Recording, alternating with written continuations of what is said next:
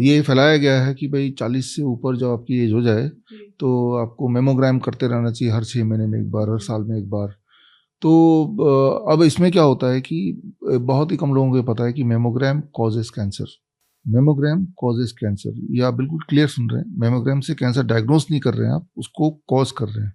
Simple बात यह है कि मेमोग्राम का मतलब होता है कि ब्रेस्ट को ऐसे दबाते हैं, जितनी अबाउट 20 kg के प्रेशर से दबाते हैं और उसको स्कैन करते हैं, रेडिएशन देते हैं, उसका एक पिक्चर लेते हैं। Radiation itself cause cancer. आप कोई भी अगर फल लेते हैं उसको दबा के बहुत अच्छी तरह दबा देंगे, उसको छोड़ देंगे तो जल्दी से वो सड़ जाएगा क्योंकि उसके अंदर के सेल टूट जाते हैं। तो same thing happens inside the breast. तो मैं क्लियरली ये बोलना चाह रहा हूँ कि ये एग्जाम्पल दे रहा हूँ कि कुछ ट्रैप्स बनाए हुए हैं महिलाओं के इर्द गिर्द और उस ट्रैप में फंस के फिर उसी चक्कर में पड़ जाते हैं। कैंसर था नहीं। और जिस तरह से मान लो पिंपल्स होते हैं, बचपन में मेरे भी होते थे, लोगों के होते ही हैं। तो पिंपल्स होना कोई बीमारी नहीं है, आते हैं और अगर ना छेड़ो उसको चले जाते हैं। लेकिन हमें से कुछ मेरे जैसे लोग बचपन में जैसे ही आया तो खरोंच दिया, फिर आया फिर खरोंच दिया। जितनी बार खरोचेंगे आपको पता है कि उतनी बार बढ़ता रहेगा। वो खरोचने की हम तो चाहते हैं कि वो निकले, लेकिन वो निकालने का जो प्रोसेस है उससे हम उसको उल्टा बढ़ावा दे रहे हैं। ठीक उसी तरह से इस एग्जाम्पल में आगे थोड़ा सा मैं बताना चाहूँगा। जैसे ब्रेस्ट में गांठ आ गई, तो गांठ आते हैं, it is very normal thing. गांठ आया, वो अपनी जगह बैठा है, इसे हम बोलते हैं टॉर्टोइस टाइप कैंसर मॉडल बोलते हैं हम। जैसे कछुआ इस कमरे में अगर बैठा हो तो बैठा रहेगा, हमें इंटरव्यू में तंग नहीं करेगा, वो सालों साल एक जगह बैठा रह सकता है।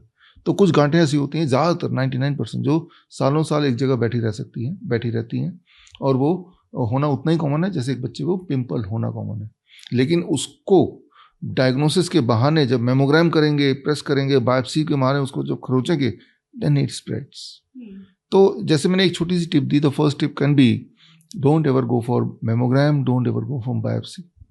ये किस सिचुएशन में ये ट्रीटमेंट, अगर कैंसर की बात करें तो किस सिचुएशन में इसको लेने की ज़रूरत पड़ती है? किसी भी सिचुएशन में नहीं, यही तो इंटरेस्टिंग बात है। हाँ।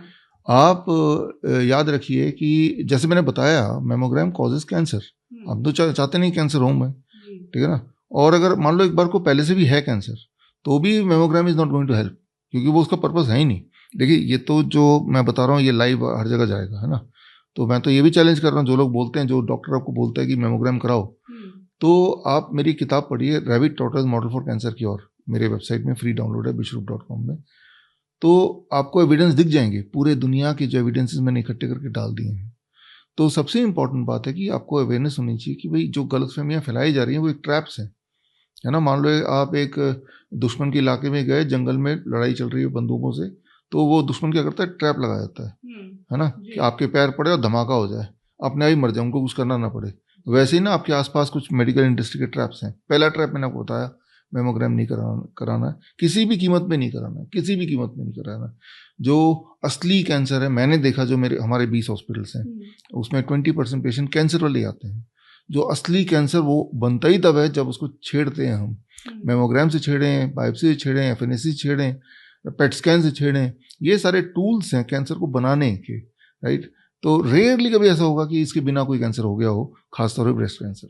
बड़ी से बड़ी बीमारी का आसान से आसान इलाज घर बैठे ही हो सकता है। अधिक जानकारी के लिए कांटेक्ट करें नियरेस्ट डॉक्टर BRC clinic@home।